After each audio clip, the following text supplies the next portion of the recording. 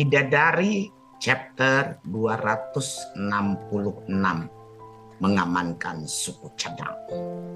Tahu, Nyonya melakukan tindakan kekerasan seperti ini adalah melanggar hukum.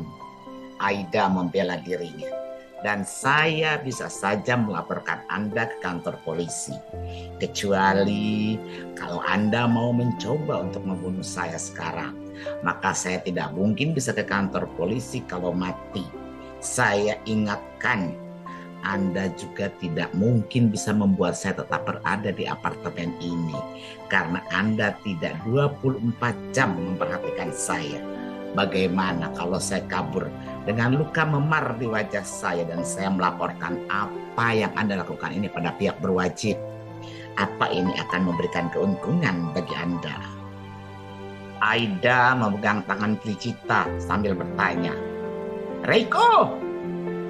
Prijita tahu kalau Aida mengancamnya. Dan inilah alasan kenapa nama itu dipanggil olehnya. Prijita butuh backup. Kita masih membutuhkannya untuk membuat kakekku tidak membuat masalah, Bi. Biarkan saja kalau dia memang mau keluar dari apartemen ini, dan itu pun juga tidak tiap hari. Reiko, Prijita sudah menarik tangan yang tadi dipegang Aida, dan dia menatap kesal pada pria yang kini sedang berjalan menuju ke arah kompor itu, tanpa peduli dengan apa yang terjadi di antara keduanya. Dia menelpon kakekku setiap 3 hari sekali. Dan kalau wajahnya bengkak, itu akan membuat masalah. Dia mungkin juga akan menelpon kakekku saat dia keluar dari apartemen ini dan jalan-jalan. Jadi biarkan saja kalau dia ingin melakukan itu. Aku tahu batasannya. Dan dia pun juga tahu apa yang akan terjadi jika dia mengkhianati perjanjian denganku. Wanita pencari muka. Kau pandai juga ya mengamankan posisimu di rumah ini dengan berlindung padanya. Prijita sekarang paham kenapa Reiko tidak bereaksi berlebihan. Yang dikatakan kekasih Anda itu benar, Nyonya. Saya juga tak akan mengadukan apapun pada Romo. Jadi Anda tidak perlu khawatir kalau saya akan membuat masalah dengan Anda. Selama saya juga masih diberi kebebasan. Saya mengerti dan patuh untuk melakukan semua kewajiban saya di sini. Jadi, saya permisi dulu, Nyonya. Saya mau tidur lagi. Itu bukan alasan yang kamu berikan padaku untuk membelanya, bukan? Setelah Aida pergi, dan tentu saja Prijita yakin dia tak akan mendengar lagi pembicaraan ini. Pertanyaan itu ditujukannya untuk seorang pria yang sedang membelakanginya dan memasak. Untuk apa aku membelanya, Bi? Ya, mungkin kamu merasa berempati padanya karena aku yakin sekali kamu tidak mencintainya dan kamu tidak akan tertarik pada wanita macam dia. Setelah berpikir sebentar, jawaban itu yang terlontar dari Prijita.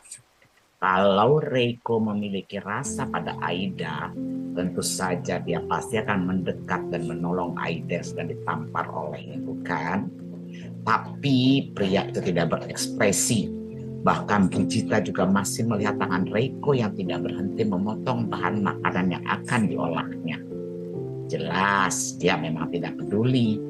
Jadi tidak mungkin kan dia jatuh cinta pada Aida. Hanya berhubungan dengannya berdasarkan kontrak perjanjian kami. Dan selama waktu kontrak itu berlangsung, aku mematuhi semua peraturan yang ada di sana. Dan begitu pun dengannya. Barulah selesai mengatakan ini, Reiko membalikan badannya dan menatap Prijita serius. Dia hanya perlu menunggu masakannya itu mendidih dan menghidangkan untuk kekasihnya. Reiko makanya berjalan mendekat pada Prijita dan memegang tangan wanitanya. Seberapa banyak lagi aku harus mengatakan padamu, kalau aku tidak tertarik pada wanita yang tidak sempurna tubuhnya? Bagaimana kalau dia melakukan transplantasi? Aku tidak suka barang palsu. Reiko bicara dengan pandangan mata yang tajam pada Prijita. Dan tangan kanannya masuk dari belahan bathrobe, memegang satu gundukan yang langsung diremasnya. Ini yang aku suka. Untuk apa aku memelihara sesuatu yang tidak ada ininya? Reiko menghentikan kata-katanya sambil mendekatkan bibirnya, sehingga pagutan bibir keduanya yang menempel itu terjadi lagi, kuat dan menggairahkan. Apalagi cengkeraman pria itu sangat bertenaga yang mengusik keinginan Brigita. Tidakkah kamu mau memberikanku sedikit makanan dulu, supaya aku bisa punya tenaga ekstra melanjutkan permainan kita, sayang? Tunggu mendidih. Kamu bikin apa, sayang? Tom yum. Itu adalah masakan favorit Brigita. Tentu saja dia merasa senang ketika mendengarnya. Perutku sudah semakin tergoda. Tunggu ya, sebentar lagi matang. Setelah Brigita mengangguk, Reiko kembali mendekat ke arah kompor.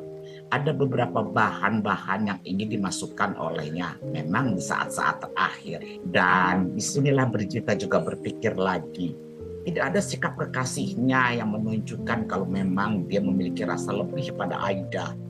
Justru pria itu masih tetap sama tergila-gila dengan tubuhnya. Lalu di mana letak kecurigaan Rika pada putranya itu? Bahkan aku sampai jauh-jauh ke sini untuk memastikan ini dan meninggalkan semua yang seharusnya masih aku lakukan di Hong Kong.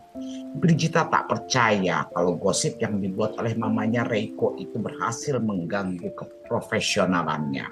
Tapi tunggu dulu.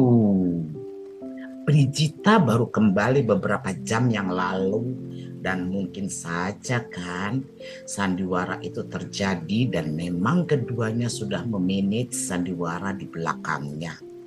Brigita yang mengambil kesimpulan begini mencoba bersabar lebih lama. Mungkin aku harus bersama dengannya selama seminggu, sebulan. Yang pasti harus memastikan kalau mereka tidak akan punya rasa satu sama lain. Atau mungkin setahun. Ya, Brigita tidak mau kehilangan Reiko. Karena bagaimanapun menyandang predikat sebagai istri keluarga terkaya nomor 2 di Indonesia itu bukan sebuah peringkat yang mudah. Pria itu punya masa depan yang cerah. Ada harapan yang besar untuk Brigita mendapatkan kehidupan yang lebih layak. Menjadi nyonya dari orang nomor 2 di Indonesia itu adalah sesuatu yang luar biasa, bukan? Ya, selama dia belum bisa bersama dengan seseorang yang menjadi impian terbesarnya, hasrat terbesarnya, bukankah Brigita harus mempertahankan apa yang dimilikinya? Masakannya sudah siap. Ayo kita makan, Bi. Apalagi melihat sikap Reiko yang memang selalu lembut dan manis.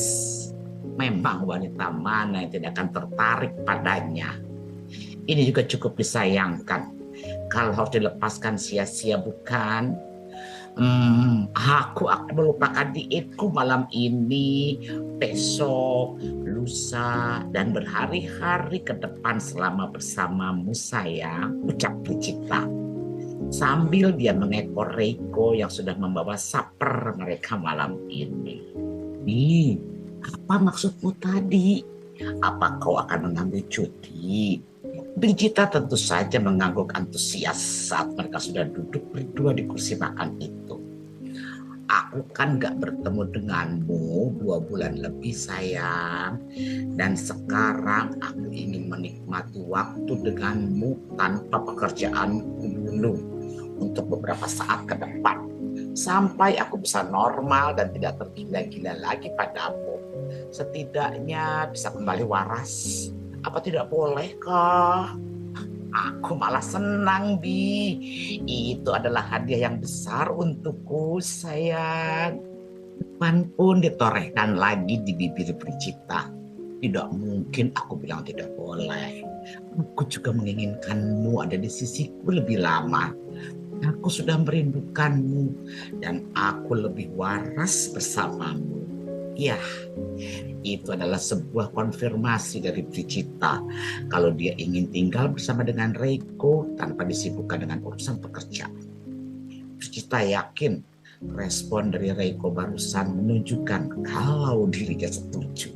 Berarti kita akan menghabiskan waktu beberapa saat ini di apartemen saja, kan? Maaf ya Bi, kalau keluar-keluar, kurasa ini akan sangat sulit sekali. Sambil menyerahkan mangkuk yang sudah berisi tom yum, Reiko memberikan excuse. Nggak masalah kok, karena aku juga males kemana-mana. Ya, karena tidak boleh sampai ada orang yang melihat atau menyimpan jejak digital kami berdua. Aku ingin saat bersama dengan Gerald Peterson, aku ini sebagai mantan kekasihnya saja. Brigita memang tidak ingin keluar. Dia hanya ingin memastikan hubungan Reiko dengan Aida di rumah itu. Dan alibinya tentu saja rasa rindunya ini. Brigita juga tidak bermasalah sekarang kalau Reiko ingin melakukannya terus dengan pengaman. Dia tidak lagi mengharapkan anak dari Reiko. Karena yang diinginkannya hanya bermain-main saja dan memastikan kalau serepnya tidak akan diambil orang. Brigita ingin tetap single sampai dia mendapatkan kepastian apakah hubungannya dengan Gerald Peterson bisa berlangsung atau tidak. Ini rencana terselubungnya dan ini memang tidak pernah diketahui oleh Reiko karena Brigita menutupinya dengan sangat cantik. Lagi pula Reiko bukan orang yang mudah curiga padanya karena selama ini hubungan mereka memang tidak pernah ada gangguan. Aku sudah selesai cuci piringnya, ayo ke kamar Bi. Perut Brigita sudah full dan sekarang memang waktunya untuk tidur. Bukankah kamar akan menjadi tempat paling nyaman untuk mereka? Sayang, tapi aku nggak ingin ke kamar. Aku ingin sesuatu yang baru malam ini, yang wild.